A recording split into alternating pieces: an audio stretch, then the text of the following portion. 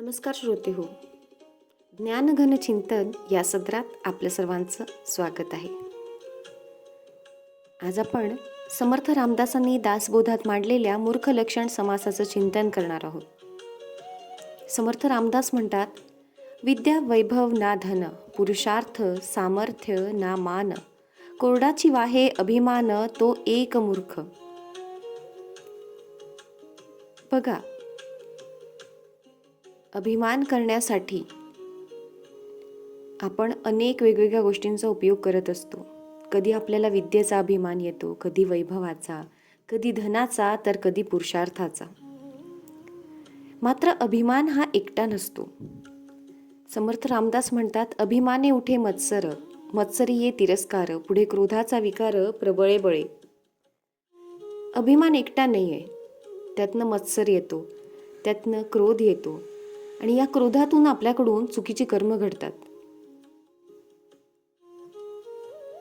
म्हणून मुळात अभिमान त्यागला तर आपण क्रोधापर्यंत पोहोचूच शकणार नाही.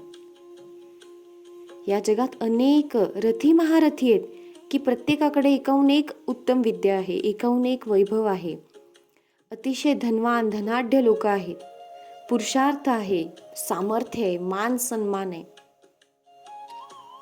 पण निराभिमानी असा एकमेव सापडेल आणि तो म्हणजे आपला जगदीश.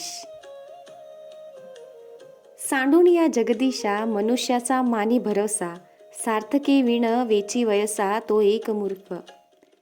होय, आजकाल आपण आपल्या आजूबाजूच्या माणसांवर जास्त भरोसा ठेवायला लागलोय, कारण ते डोळ्याला दिसतात आणि देव तो डोळ्याला दिसत नाही. त्यामुळे त्याच्यावरचा भरोसा दिवसेंदिवस उठत चाललाय. मात्र मनुष्याने मनुष्याला तारलं असं कधीच होणार नाही. तारणारा तो एकमेव, तो जगदीश, जो तुम्ही केलेल्या अनंत चुका नजरेआड करून तुम्हाला अतिशय लहान बालकाप्रमाणे सांभाळत असतो. त्या जगदीशाला नेहमी सोबत ठेवलं तर आपल्याला कुणाची जी हाजरी करण्याची गरज नाही. सार्थकी विण वेची वयसा, वय सार्थकी लावायचंय आणि वय सार्थकी लावण्यासाठी कर्म उत्तम असलं पाहिजे, कर्म देवापर्यंत पोहोचलं पाहिजे, तेव्हा ते सार्थक होतं. घडीने घडी सार्थकाची करावी. एक एक क्षण वाया जातोय, तो क्षण आपल्याला सार्थकी लावायचा आहे. जैसे जैसे करावे तैसे तैसे पावावे, हे जयास नेणवे तो एक मूर्ख. आपण जे जे कार्य करतोय, जे जे कर्म करतोय मनुष्य योनीत येऊन, त्या प्रत्येक कर्माला फळ आहे. कर्म हे बीज आहे.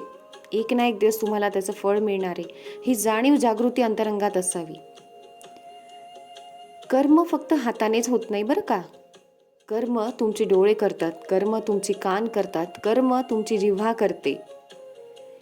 आणि या प्रत्येक कर्मामध्ये जर आपण आपल्या भगवंताचं स्मरण ठेवलं तर ते कर्म निष्काम कर्म होत असते.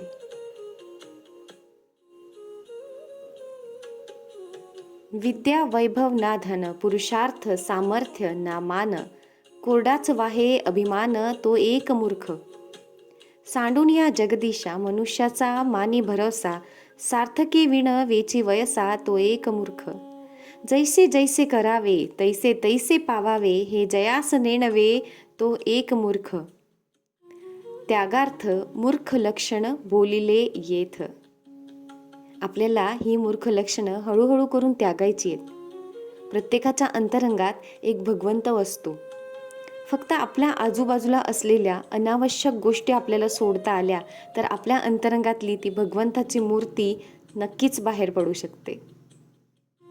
तुमचा दिवस शुभ जाओ. धन्यवाद.